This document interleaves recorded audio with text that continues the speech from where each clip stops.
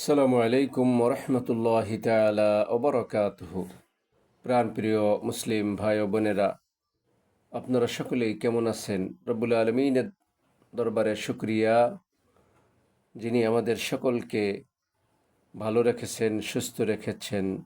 আল্লাহ রব্বুল আলমিনের শুকরিয়া আদায় করতে করতে যেন আমরা তার হুকুমগুলি পালন করতে করতে যেন ইমানের সহিত আমরা মৃত্যুবরণ করতে পারি। মহান রবের দরবারে সেই প্রার্থনা রেখেই শুরু করছি আজকের আলোচনার বিষয়বস্তু হচ্ছে আল্লাহর সুন্দর নামসমূহ, যেটাকে আরবিতে কোরআনের ভাষায় বলা হয় আসমাউল হুসনা।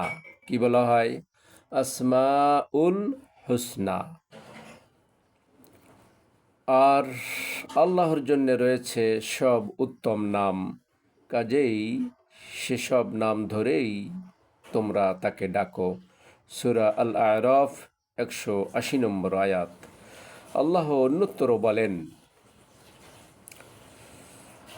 আল্লাহ বলে ডাকো কিংবা রহমান বলে ডাকো, যে নামেই ডাকো না কেন সব সুন্দর নাম কেবল তারই।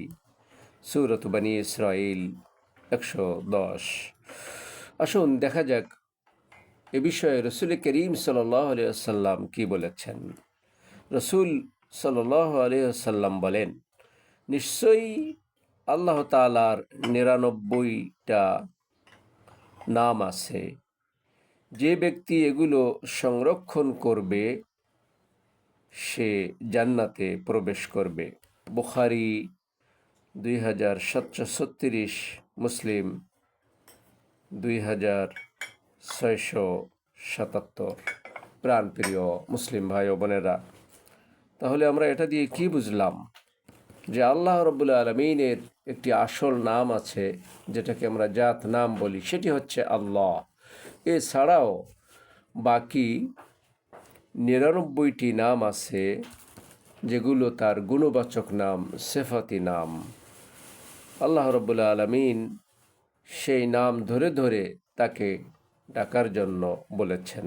আর রসুল বলেছেন, এই নামগুলোকে যে ব্যক্তি আমার যে উম্মত সংরক্ষণ করবে, মুখস্থ করবে, এই ব্যক্তিকেই আল্লাহ রব্বুল আলমিন জান্নাত দান করবেন।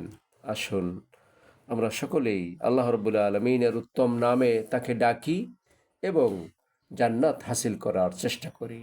আমিন।